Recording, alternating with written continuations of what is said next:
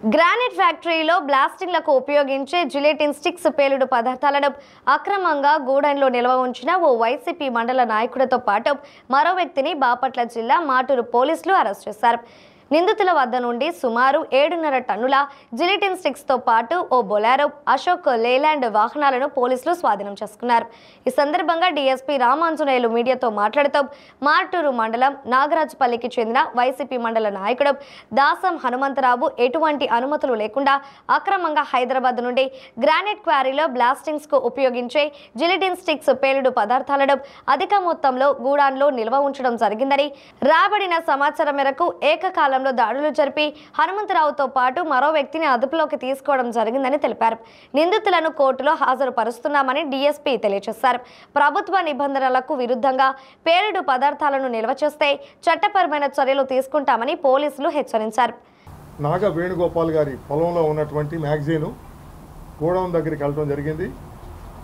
ఆ గోడౌన్లో ఉన్నటువంటి stock verify చేసుకోవటం, ఆ లైసెన్స్ ఎవరి పేరు మీద ఉన్నది, ఇవన్నీ కూడా విచారించిన తర్వాత అక్కడ ఉన్నటువంటి ఆధారాలను బట్టి ఆ ప్రాంతం అంతా కూడా మిడాల నాగ వేణుగోపాల్ గారికి చెందిందని, అతను ఎక్స్ప్లోజివ్స్ కొనుక్కొని స్టోర్ చేసుకొని అమ్ముకునే విధంగా లైసెన్స్ పొంది ఉన్నాడు.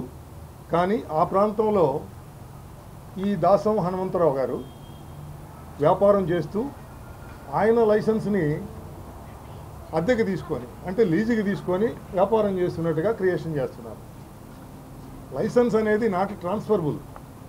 ఎక్స్ప్లోజివ్ లైసెన్స్ ఎవరి పేరు మీద ఉందో వాళ్ళే వ్యాపారం చేసుకోవాలి. ఒకవేళ వ్యాపారాలు లేకపోతే వాళ్ళు లైసెన్స్ క్యాన్సిల్ చేసుకోవాలి. లేదా దాసం హనుమంతరావు గారు వ్యాపారం చేస్తున్నారు కాబట్టి ఆయన లైసెన్స్కి అప్లై చేసుకొని దానికి తగ్గ గోడౌను, దానికి తగ్గటువంటి ఎక్స్ప్లోజివ్స్ ట్రాన్స్పోర్ట్ చేసుకునేటువంటి వెహికల్స్ ఏర్పాటు చేసుకోవాలి.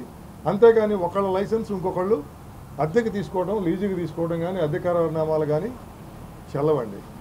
మోరోవర్ ఇక్కడ విచారిస్తే ఈ హనుమంతరావు గారికి వారికి బ్రదర్కి సంబంధించి చీమకుర్తిలో కూడా ఇంకొక లైసెన్స్ ఉంది. మరి అక్కడ వ్యాపారం చేస్తున్నారు. అలాగే ఈయన మా ఇంట్రాగేషన్లో ఆయన తెలియపరిచిన విశేషాలు ఏంటంటే, హైదరాబాదుకు సంబంధించినటువంటి సాల్వో ఇండస్ట్రీస్ నుంచి ఆయన మెటీరియల్ పర్చేజ్ చేయటం, ఆథరైజ్డ్గా ఎవరైతే మన ఈ చుట్టుపక్కల ఉన్నటువంటి క్వారీస్లో బ్లాస్టింగ్ కోసం ఆథరైజ్డ్గా ఉన్నటువంటి వ్యక్తులు, వాళ్ళతో పాటు అనాథరైజ్డ్ వ్యక్తులకి ఈ మెటీరియల్స్ సప్లై చేయడం జరుగుతుందని గత కొంతకాలం నుంచి. ఆ విధంగా వెరిఫై చేయటం వల్ల అక్కడ వేరియేషన్గా ఉన్నటువంటి స్టాక్స్ ఉన్నాయి. కొన్ని ఆ స్టాక్స్ ఎక్సెస్ ఉన్నాయి.